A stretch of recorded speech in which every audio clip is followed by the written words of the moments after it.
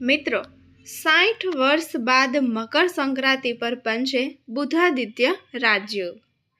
તો મિત્રો 14 જાન્યુઆરીએ બદલાશે આ 3 રાશિઓનું ભાગ્ય। મિત્રો 60 વર્ષ પછી મકર સંક્રાંતિ પર બુધાદિત્ય રાજયોગનો શુભ સંયોગ બનવા જઈ રહ્યો છે, જેના કારણે 14 જાન્યુઆરીએ 3 રાશિઓનું ભાગ્ય બદલાવા જઈ રહ્યું છે। મિત્રો આ 3 રાશિઓ પર સૂર્ય ભગવાન અને કુબેર મહારાજ આ રાશિઓ પર વિશેષ કૃપા દર્શાવશે। મિત્રો જેના કારણે આ 3 રાશિના લોકોના જીવનમાં હવે મોટા સમાચાર આવવાના છે। મિત્રો કુબેર મહારાજના આ રાશિઓ પર સંપત્તિનો ભંડાર ખોલવા જઈ રહ્યો છે। તો મિત્રો 14મી જાન્યુઆરીથી 12 રાશિઓમાંથી આ 3 રાશિઓ બનેગી કરોડપતિ। મિત્રો તમને જણાવી દઈએ કે જ્યોતિષ શાસ્ત્ર અનુસાર 60 વર્ષ પછી ધન અને મકર રાશિમાં બુધાદિત્ય રાજયોગ બનવા જઈ રહ્યો છે, જેના કારણે આ 3 રાશિના લોકોને પદ અને પ્રતિષ્ઠાઓ મળી શકે છે। મિત્રો તમને જણાવી દઈએ કે વૈદિક જ્યોતિષ શાસ્ત્ર મુજબ વર્ષ 2025ની શરૂઆતમાં ઘણા ગ્રહો પોતાની રાશિઓને બદલીને શુભ અને રાજ્યો બનાવવા જઈ રહ્યા છે। ત્યારે મિત્રો 14 જાન્યુઆરીએ બુધાદિત્ય રાજયોગનું પણ નામ સામેલ થાય છે। તેમજ તમને જણાવી દઈએ કે આ રાજયોગ જાન્યુઆરીમાં 2 વાર બનશે। આ રાજયોગ 14 જાન્યુઆરીએ સૂર્ય જ્યારે મકર રાશિમાં પ્રવેશ કરશે ત્યારે બનશે। ત્યારબાદ બુધ 24 જાન્યુઆરીએ સૂર્યની સાથે ધન રાશિમાં ગોચર કરશે ત્યારે ફરીથી બુધાદિત્ય રાજયોગ રચાશે। આવી સ્થિતિમાં 2 વખત રાજયોગ બનવાથી આ 3 રાશિઓનું ભાગ્ય ચમકી શકે છે। આ રાશિના જાતકોને અચાનક નાણાકીય લાભ અને પ્રગતિની સંભાવના મળી રહી છે। મિત્રો વૈદિક જ્યોતિષ અનુસાર આદિત્ય એટલે સૂર્ય। આ રીતે જ્યારે સૂર્ય અને બુધ બંને ગ્રહો કુંડળીમાં એક સાથે હાજર હોય છે ત્યારે બુધાદિત્ય રાજયોગ રચાય છે, ઘરમાં હોય તેને મજબૂત બનાવે છે। તો મિત્રો તમને જણાવી દઈએ કે કુંડળીમાં બુધ અને સૂર્ય એક સાથે હોય છે ત્યારે વિશેષ પરિણામ મળે છે।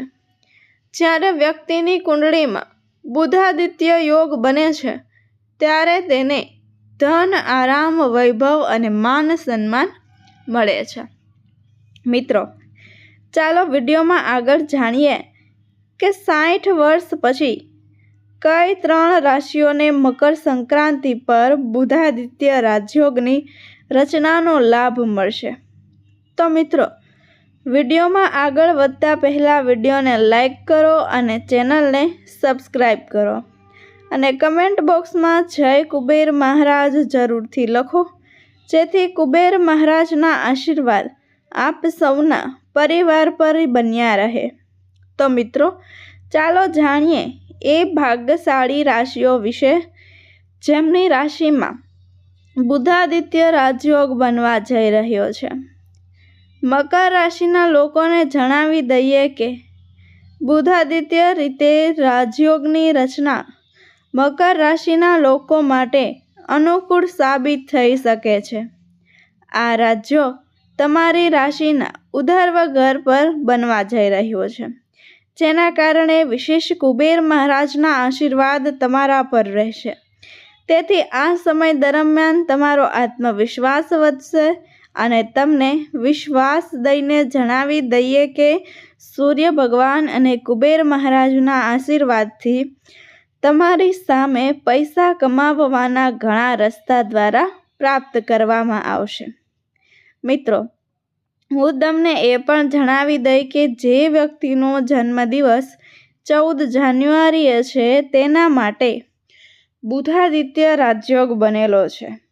તે વધુ શુભ રહેશે, કારણ કે દેવી લક્ષ્મી આ રાશિઓ પર ખૂબ જ કૃપા વરસાવશે, જે લોકોના જીવનમાં લાંબા સમયથી ચાલતી સમસ્યાઓથી છુટકારો મેળવવામાં મદદ કરશે. મુશ્કેલીઓનો અંત આવવા જઈ રહ્યો છે અને તમારી કોઈ મોટી ઈચ્છા આ સમય દરમિયાન પૂર્ણ થવા જઈ રહી છે. મિત્રો, સાથે જ તમને જણાવી દઈએ કે જે લોકો પાર્ટનરશિપમાં બિઝનેસ કરે છે તેમને ઘણો ફાયદો થવાનો છે. તેમનો વેપાર દેશ વિદેશમાં ફેલાઈ જશે અને તમારી આર્થિક સમસ્યાઓનો અંત આવશે. તમારા માટે નાણાકીય લાભના ઘણા રસ્તાઓ ખુલવાના છે. તેવી જ રીતે જો તમે લાંબા સમયથી લાંબી મુસાફરી ઉપર જવાનું વિચારી રહ્યા છો તો આ સમયગાળા દરમિયાન તમારી ઈચ્છા પૂર્ણ થવા જઈ રહી છે.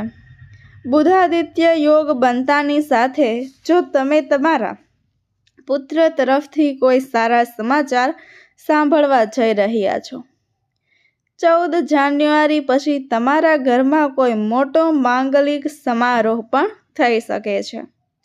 તેમજ જાન્યુઆરી મહિનામાં જે વ્યક્તિના લગ્ન થઈ રહ્યા છે તેમને માં લક્ષ્મીની કૃપા પ્રાપ્ત થશે. તેનાથી તેમના જીવનમાં પ્રેમની સમાધિતા વધશે. લાંબા સમયથી પોતાનું વાહન અથવા કાર ખરીદવાનું વિચારી રહ્યા છે, આ સમયગાળા દરમિયાન તેનું સ્વપ્ન પૂર્ણ થશે. તમે કોર્ટમાં ચાલી રહેલા કેસમાં જીત મેળવશો. તમારી કારકિર્દીમાં ઘણા દરવાજા ખુલશે, જેમાં તમને સફળતા મળશે. તમારા માટે ખૂબ જ શુભ રહેશે, કારણ કે આ સમય તમારા માટે વરદાનદાયક માનવામાં આવે છે અને તમારા ઘરમાં નવા મહેમાનના આગમનથી હંમેશા ખુશીઓ બની રહેશે અને તમે લક્ષ્મી માતાના આશીર્વાદ મળશે. તેથી 60 વર્ષ પછી મકર સંક્રાંતિ પર બનેલો રાજયોગ તમારા માટે ખૂબ જ શુભ રહેશે. ધન રાશિના લોકોને જણાવી દઈએ કે 60 વર્ષ પછી મકર સંક્રાંતિ પર બનેલો બુધાદિત્ય રાજયોગ ફાયદાકારક સાબિત થઈ શકે છે. તમારી રાશિથી બીજા ભાવ બનશે, તેથી આ સમયગાળા દરમિયાન તમને અચાનક નાણાકીય લાભ થઈ શકે છે. મિત્રો, સૂર્ય ભગવાન અને કુબેર મહારાજના આશીર્વાદથી તમારી કારકિર્દી આગળ વધશે. જબરદસ્ત હકારાત્મક અસર થશે. 14 જાન્યુઆરી ધન રાશિના જાતકો માટે સારી સાબિત થઈ શકે છે. ધન રાશિના જાતકો માટે આ સમય ઘણો ફરકાઈ રહેશે. મિત્રો, આ સમયે તમારી આવકમાં જબરદસ્ત વધારો થશે. તમને તમારી નોકરી અને કારકિર્દીમાં પ્રગતિની નવી તકો મળશે. તમને એક સાથે નોકરીની ઘણી તકો મળી શકે છે. મિત્રો, તમને જણાવી દઈએ કે તમને નોકરીમાં પ્રમોશન મળશે અને તમારા બોસ તમારા ખૂબ વખાણ કરશે. ભાગ્ય સંપૂર્ણ રીતે તમારી સાથે રહેશે.